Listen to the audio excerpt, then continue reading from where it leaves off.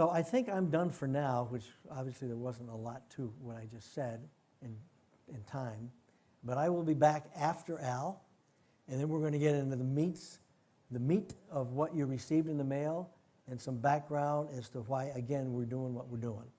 So I'm going to start with this slide. I think this is yours, right? Okay, thank you. Here's Al. Here's your slide. Don't fall. Let's do a little do-si-do here, and try not to fall off the back of the stage. Good morning. Again, I'm Al Browder. I work with Olson Associates. Our principal engineer, Eric Olson, has been involved with this project for decades, back to the 80s with Buddy and Bill Moore. I've had the pleasure of working on this project for probably the last 15 years or so. Buddy did a really great job of setting the groundwork for how we got to this point, and I'm going to pick it up here with some of the beach conditions that led to the conclusion and the need that we needed to do something more comprehensive. These are a few images here from the Thanksgiving Day storm in 1984, there on the left. And then again, 10 years, 8 or 9 years later, with the series of nor'easters that we experienced in 1992 and 1993. South end of the island has historically been an eroding coastline.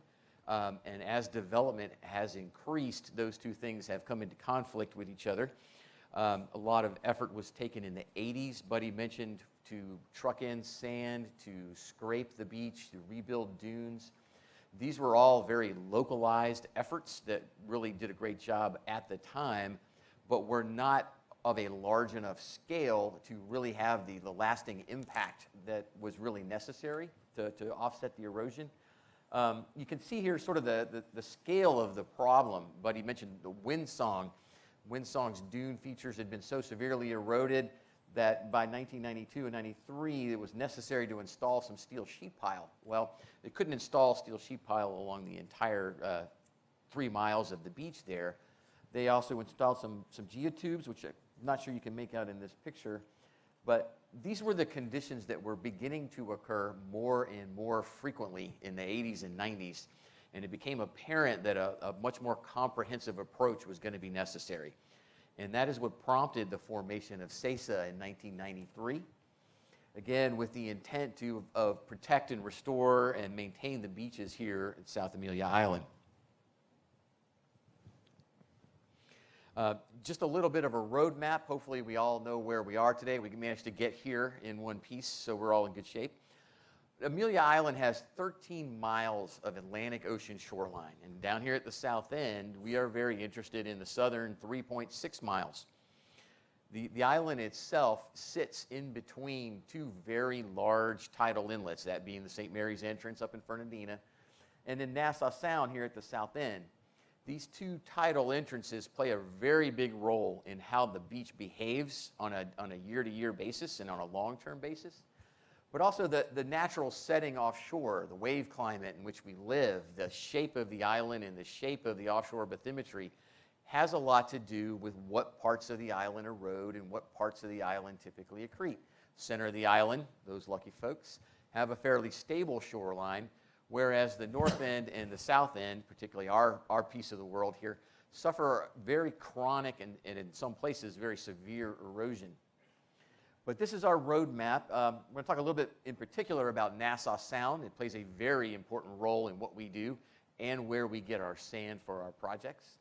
And again, to scale it off, out of 13 miles, the SAISSA portion of the beach is 3 miles from Burney Park south to that detached rock breakwater you see down there near the park where everybody goes to fish. And then the Florida Park Service actually manages another half mile, 0.6 miles, south of that breakwater down to the tip of the island. They are a partner with us in this project. They are a co-permittee and one of our very good friends in developing and maintaining the beaches here, and I'll talk about that a little bit as we go on. I'm up here to talk a little bit about the nuts and bolts. There aren't any equations in this presentation, so despite what Drew said, I'll get you through it here this morning. But I wanted to talk a little bit about the nuts and bolts of how we do what we do and why we build the beach in the way we do. And you'll hear me mention beach profiles an awful lot. Beach profiles are actually surveys. You've probably seen our survey crews out here every spring or summer surveying the beach. They take transects across the beach every 1,000 feet. These little stripes across the beach there. They're not actually printed on the beach, so you can't go out there and find them. But these are surveys we run from the back sides of the dunes out across the dry beach and out into the water. They go way out into the water, out to maybe 30 feet deep. And we have to survey out that far because your active beach extends out that far. There's more active beach out in the water that you can't see than what you can actually see up on the dry beach. And it's very similar to the foundation of your house. If you don't protect the foundation of your house, you can't expect the part that's up out of the ground to do very well. So we keep track of it all, typically from the dunes out to at least 20 feet, probably out to 30 feet in some places. So if you imagine that red line as a slice through a loaf of bread, if the whole beach is a loaf of bread and we want to just take one piece and stand it up on edge and take a look at it, it kind of looks like this. Now, I have to say, this is an exaggerated graph. I have taken my slice of bread through the beach, and I have stretched it vertically. Otherwise, the whole graph would be so flat, you never see anything. But this is a depiction of the beach profile in 1994. You saw the pictures from Windsong and the golf course and everywhere else, what the conditions were like before SAISSA got started and the first restoration was in place. You can see here we have a high back dune here around, this is kind of very near Windsong actually, vegetated, that's where all the houses and condominium complexes were. But you can also see here, or maybe you can't, the steep dune face. I've kind of given away the lead a little bit. The very steep dune face that was in that picture, that's where a sheet pile was placed in 1993. That's where the geotubes were installed to protect the dunes. But obviously, if we want to do something more comprehensive, the decision was made by SAISSA to take on beach nourishment. And this is the placement of large volumes of sand, not just truckloads, but bringing in a dredge, placing millions of cubic yards on the beach, maybe 100 to 150 cubic yards per foot of the beach for 3 miles. So when we do that, what are we doing? We're not just dumping sand on the beach in some randomly chosen pile. There is a method to the madness, and I wanted to step through that here.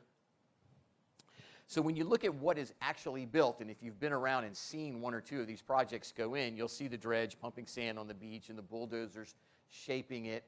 When we first did this in 1994, they did push sand up and restore the dunes up along that dune scarp that you saw in the pictures earlier. Well, there's really 2 fundamental pieces to that big pile of sand that's been dumped on the beach. And the first pile, so we'll call it, I like to think of it in a little more romantic way than that, is called the design beach. We know from that eroded condition that we saw on the beach, there's a certain volume and geometry of sand we want to put on the beach that we always want to have there. It's our line in the sand.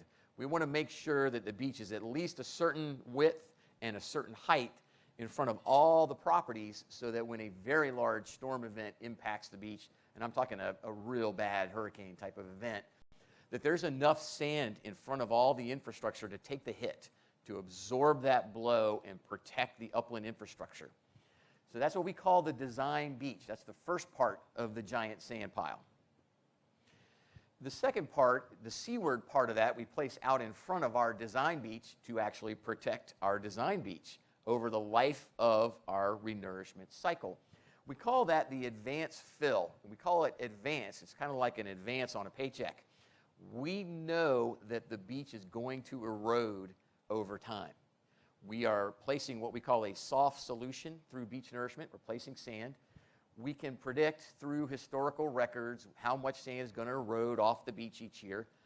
We can calculate in our economic methods how many years we would like to go between bringing a dredge to town. It costs a lot of money to bring the dredge here. So we know how much we want him to place each time that dredge shows up. So we ask him to place initially our design beach volume and then our advanced fill volume.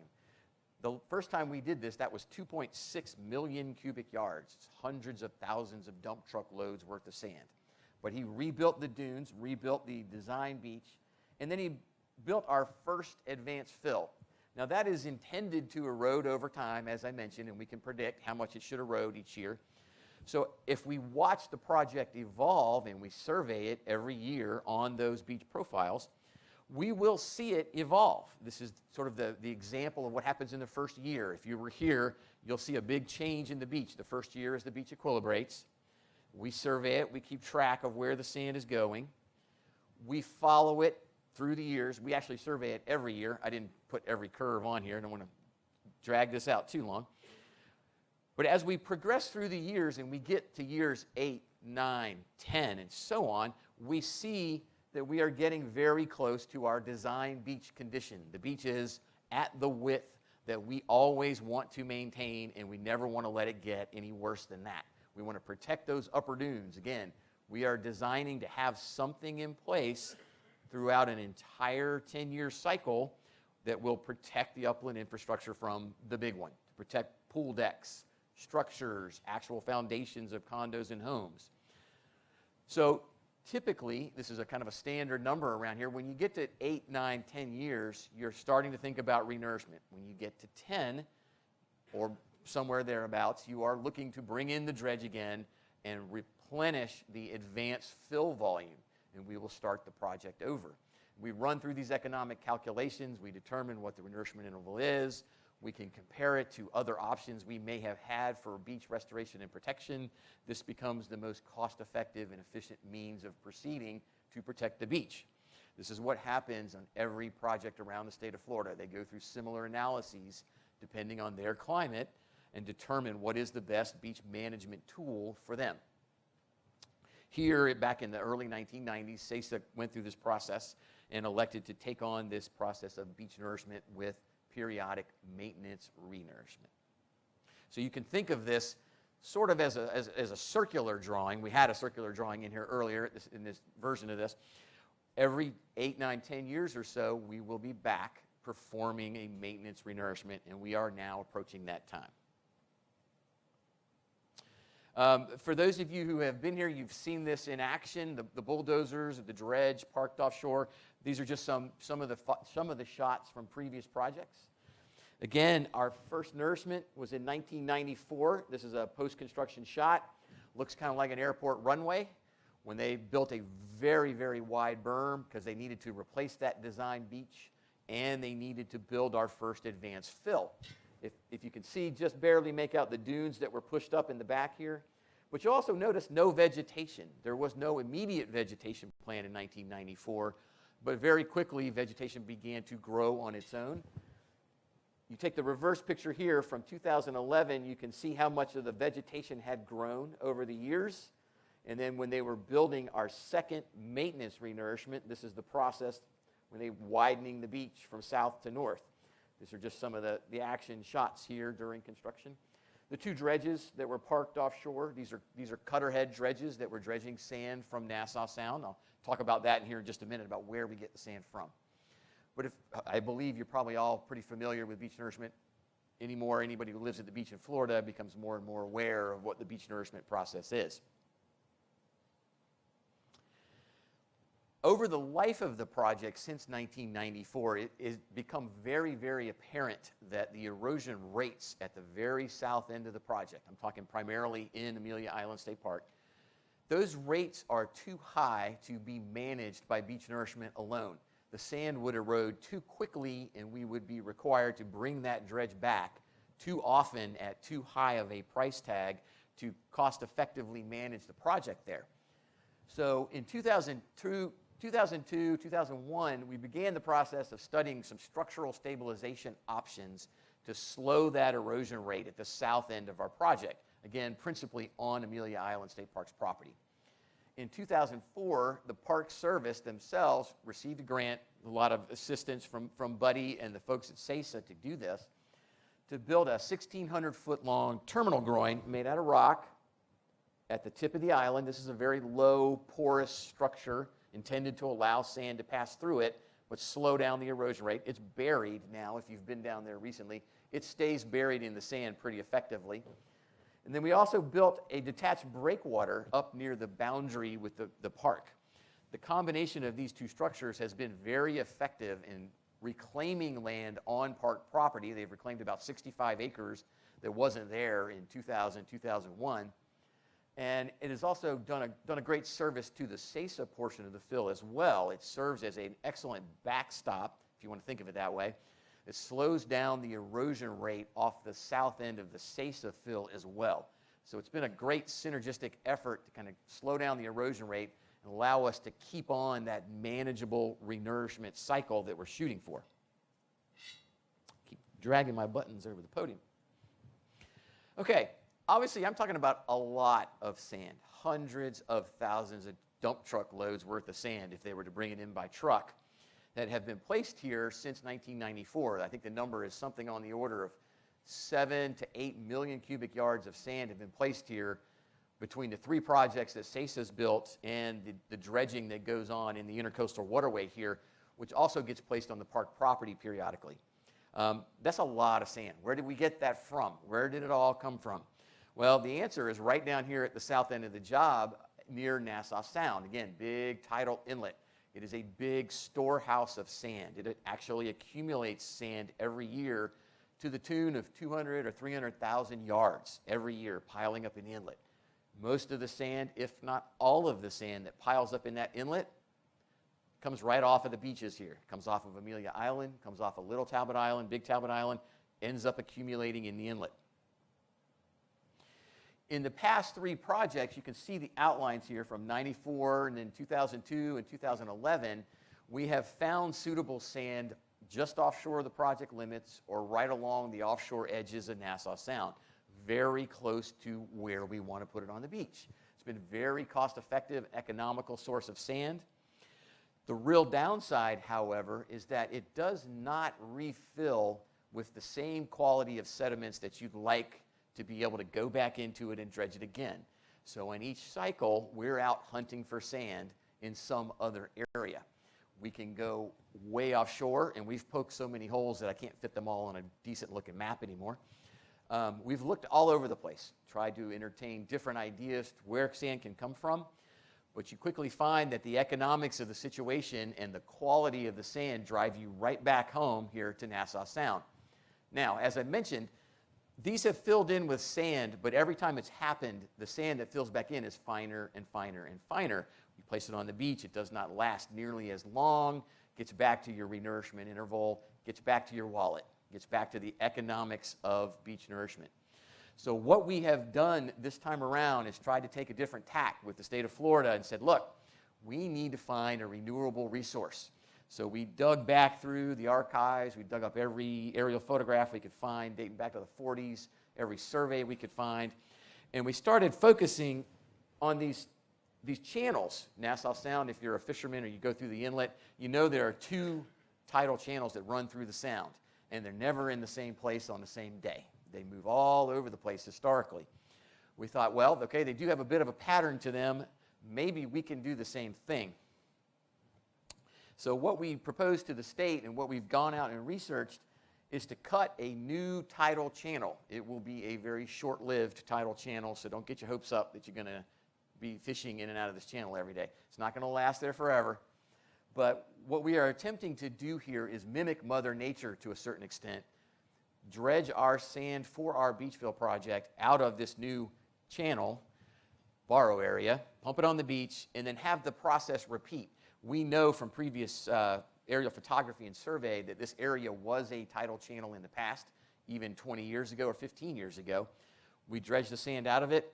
We are highly confident that it will fill back in, and because it is in a very energetic portion of the sound, the only material that will be able to stay there will be the nicer, coarser material. A little bit of the shell fragments you see on the beach, the coarser sand you see on the beach should fill in there. We will avoid the muds and silts that deposit in deep depressions offshore where it's far less energetic. So that's the grand game plan here. It has several benefits, most of which I've already touched on. The biggest one being you get the sand you need. We don't want to gloss over the fact that we are looking for sand. We are no different than any community in the southeastern United States these days. Sand, as Drew mentioned, is a hot commodity for beaches all around the U.S. We are really very keen on developing a reusable source. We don't want to have to go out and poke more holes offshore somewhere else looking for sand in the future. And it's got some other benefits too. When you dredge the seabed, you do have an environmental impact. It does recover, but there's no escaping the fact that you have a little bit of an impact. We'd like to minimize that by not digging new holes everywhere on the seabed. And there is the potential with this borrow area to provide some relief to the stress that affects other areas of the sound. Takes a little bit of the hydraulic load off of Little Talbot Island, just a little bit, not a whole lot. Also can relieve some of the stress on the islands out there. You know, those are called the bird islands. The bird islands is a bit of a misnomer, and I try to tell every person who will listen to me this story. They don't stay in the same place over time. They never have. But under the current situation, they're under a lot of stress from these two existing tidal channels. We hope to relieve a little bit of that. Don't know if it'll happen for sure. Don't know if it'll happen to a great degree. But we do believe that we can take this sand out of the inlet, use it for our purposes, and have it come right back to the inlet, by and large, and help us out not only for this project, but projects in the future.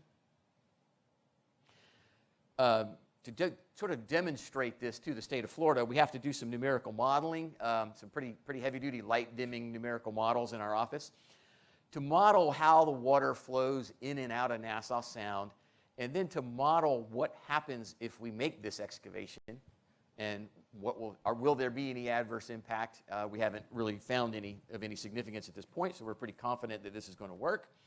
The modeling will also allow us to project what will happen to the shoals and the islands around the inlet after we make the cut. So it's a really helpful tool. Its biggest purpose is to satisfy the permitting requirements for the project, to satisfy the state and the Army Corps of Engineers that what we are proposing to do will not have an adverse impact.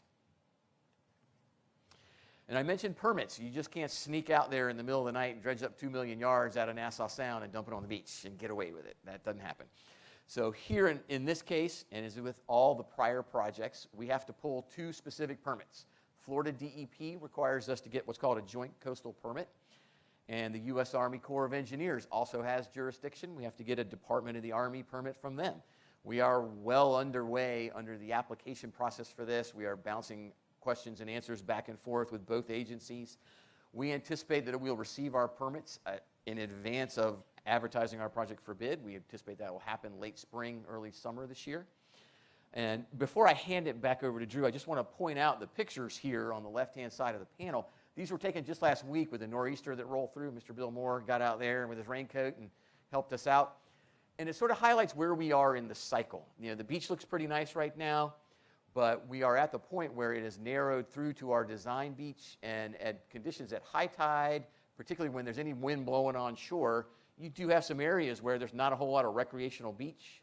You do start to see, you know, your dunes and your sea oats, your sand fencing starting to be impacted. And that is how the process will continue as we march forward until the advanced fill renourishment is replaced once again. So with that, I'm going to hand it back to Drew. Thank you very much. Thank you.